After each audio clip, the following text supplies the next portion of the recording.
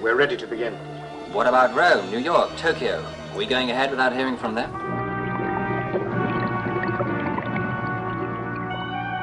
This is a bit hard to take.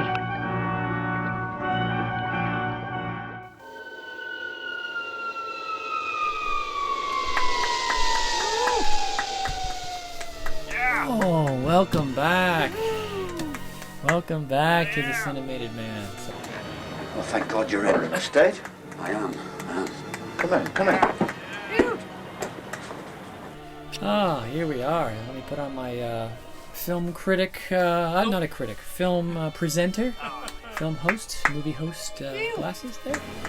Not a very pretty sight. And pull my cuffs out. I hate, I hate when somebody wears a suit and you see the arm like this and you just see the bare arm. I hate that.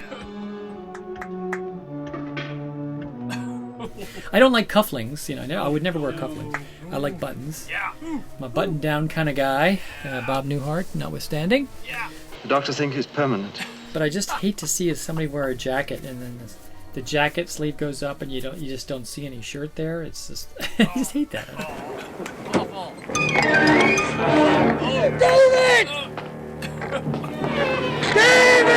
Anyway, welcome back to the Cinemated Man, and it's great to see you, and hopefully it's great for you to see me as well.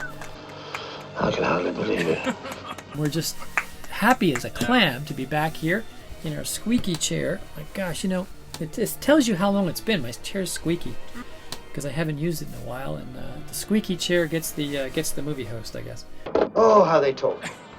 We've got a great one for you tonight. It's a wonderful holiday. Of course, Halloween. Happy Halloween, everybody. It seems like the last time we were here was a holiday. We were only doing episodes during holidays, it seems. I don't know. Sort of like Fred Astaire and Bing Crosby and Holiday Inn, where they were only open during the holidays.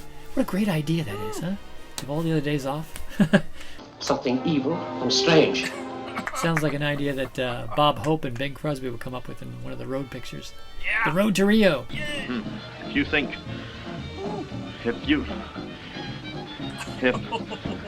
hot lips. I'll give you just 72 hours to get out of here. Grand. Now we're promoting. Well, come on. What are we waiting for? Let's live a little. Well, I'd like to if you'd only let me. Anyway, enough of Bob Hope and Bing Crosby. God bless him. Everything looks so good. Don't get tied down. This may just be the older stuff. Oh, no. What's that? It's Errol Flynn. He can't stand it. Okay, so make yourself available. Huh? Got a wonderful, wonderful film for you. And you're going to love it. And actually, you're going to take these off because I can't really see with them on. But I can see, Mr. Landau. I can see very well when there's something worth seeing. Yes. Peter Cushing. Oh, yeah. Christopher Lee. Yeah. Oh, yeah. Michael Gough. Yes. Fascinated on this subject. Bernard Lee. Yes. There must be some way of destroying this. Jeremy Kemp. Brain. I was right. Roy Castle. Kenny Lynch. Right now, give me love.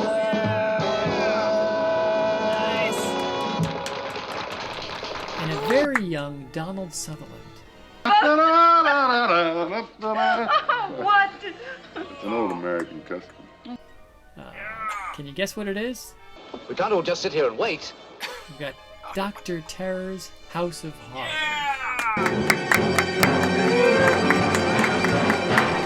That's right, Dr. Terror's House of Horrors, 1965, Amicus production. Not a Hammer film, an Amicus film. No. But you told me. Amicus made quite a few good horror films in the day, like Hammer. Hammer, of course, made many more. Have you been seeing the little people? With higher budgets and all. But Amicus did pretty well, actually. And made them in the UK. But they were... The company, Amicus Studios was founded by two Americans, two guys from New York. Milton Sabatsky and Max Rosenberg. Don't be misled by his knowing that. There's no magic about it, I assure you. It's an omnibus type format, so it's multiple stories combined into one with a unifying theme. 1, 2, 3. That's That's what they get for not seeing our pictures. Come along, come along, come along. Freddie Francis, the director of this one. I forgot to mention Freddie Francis. Freddie Francis, the great Freddie Francis, is the director here tonight. And he made Tales from the Crypt, also with Amicus. And this omnibus multi-story format is really appealing to me. I really like it. I love how you have these short stories and they sort of unify together. Sometimes it doesn't work, but in this case it works really well. Hey, you little sweetheart. And I'll tell you why. Because they're all sharing one thing. There's all a unifying thread that connects them all, and that is the train. Yeah. That's right, they're traveling by train. And I love train travel movies. Yeah.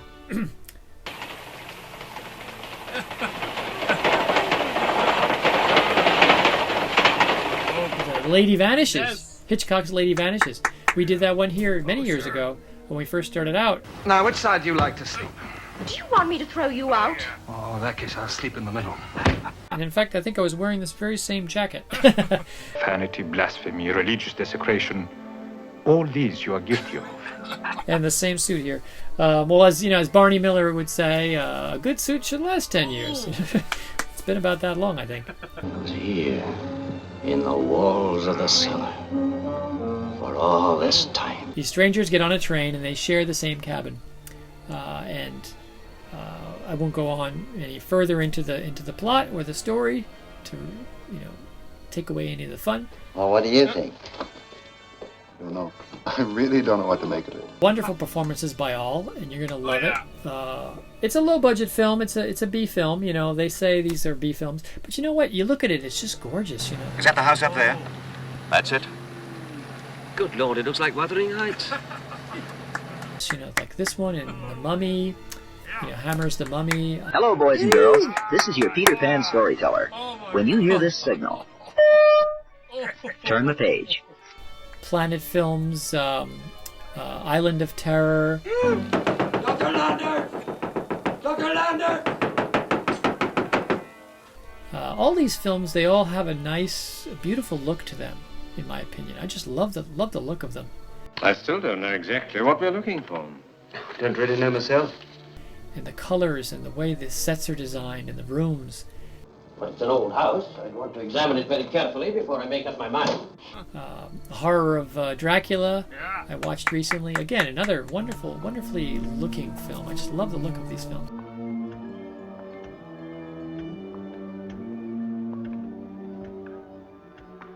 And they were designed to be scary looking, to be horrible, but I find them really comforting and very comfortable. I could have the whole place redone. Moroccan. And speaking of the look, actually this film was restored recently by Pinewood Studios. And I don't really care for the restoration, to be honest. Everybody's skin looks so smooth and tan and healthy. It looks like everyone had a cucumber facial or something before they shot the film. So I don't really care for the way they treated the skin tones and all. It looks a little too unnatural to me. I prefer the gritty look of this film, this particular print that we have tonight. Yeah. And I hope you do too. Whatever happened? All I know is that you brought us nothing but grief. Freddie Francis, I was talking about him. Freddie Francis went on to do many films, but a lot of people don't know that he went on to become a cinematographer. So he was a director who went on to become a cinematographer, sort of the other way around. We usually see it go the other way. How can they say that? In this case, he worked and he won an Academy Award as a cinematographer for Sons and Lovers, which I believe came out in 1960. Right there. Well, would you be good enough to ask your grandfather if he knows? So that's actually earlier than this film. But he went on to become a cinematographer for other films like Glory, 1989, Edward Zwick film with Matthew Broderick, Denzel Washington. Wonderful, wonderful film. One of my favorites. If you've any more ideas, please let me hear them. They make fascinating listening, if nothing else. He worked with David Lynch. Yes. He worked on Dune. Oh yeah. He worked on The Elephant Man. Oh yeah. And some other films. But you told me. I find it interesting because Sons and Lovers, the film he won an Academy Award for back in 1960, Dean Stockwell is in that. And Dean Stockwell, of course, we know who was in David Lynch's Blue Velvet, right? He does that great scene where he sings into the work light. I should grab one of my work lights. Sings into the work light, right? Roy Orbison's classic In Dreams. Oh, what a scene that is! What a great scene.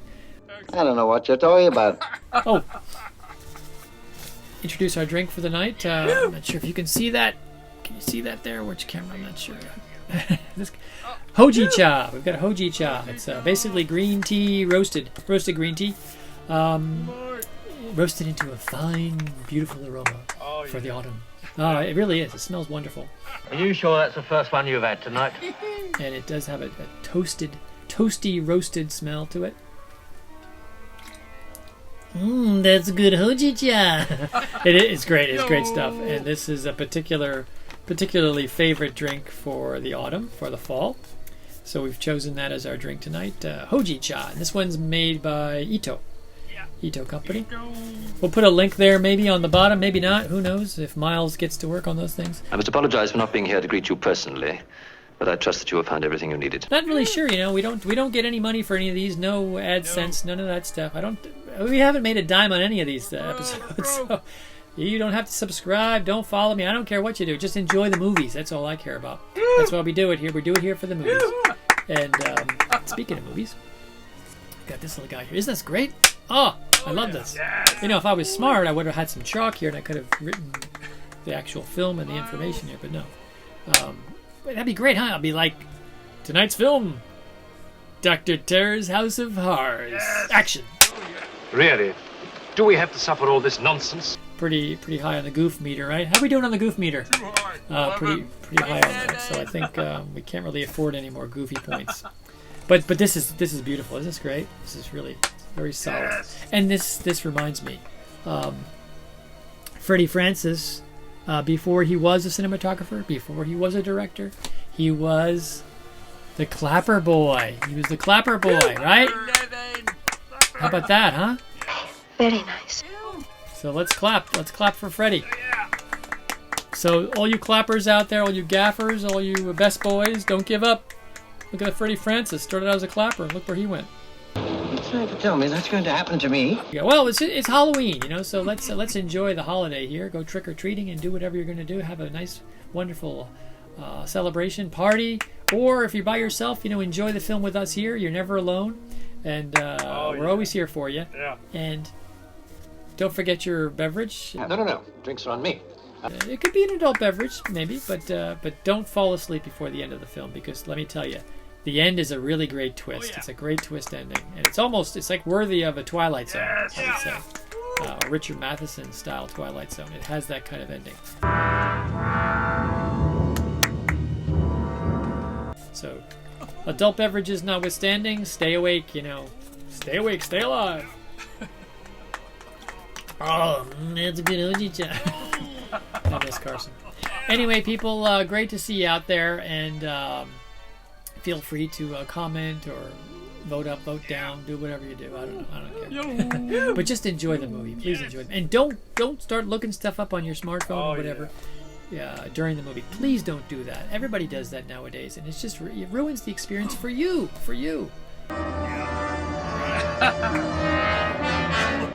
Even if you're alone in a room and you're doing it, you're ruining it for you. So just put aside all the other things and live in the moment. Enjoy the movie. Focus on what you're doing. Right. In other words, next time you go to the bathroom, don't take a magazine in there. Just focus on what you're doing. Well, in that case, yeah, you could do. But when you're watching a movie, watch the movie. Watch the movie. Don't get distracted into the smartphone. You can always look stuff up later. You can always chat with your friends later. You can always ask them what they're eating later. But the moment that you're enjoying this movie or any movie or anything is unique to that time. It's only going to happen once in your life, and you're throwing it away by looking at the little rectangle, little screen. It's just sucking your life right into there, like a Doctor Who kind of thing. Whoever you are and whatever your motives, please go and leave us in peace. All right, so let's get started here. Here we go. We've got Peter Cushing, Christopher Lee, Donald Sutherland, Michael Gough, and a whole bunch of other great actors and performers in a film directed by Freddie Francis. Dr. Shrek's... Ooh. It's actually Dr. Terror, but his name is Shrek. Yeah, in the German version, it is Dr. Shrek, sorry. Shrek is a German word, isn't it? Means fright, fear, something like that. The more exact translation would be terror. Dr. Terror's House of Horrors, 1965. Action! Roll film. Happy Halloween, everybody.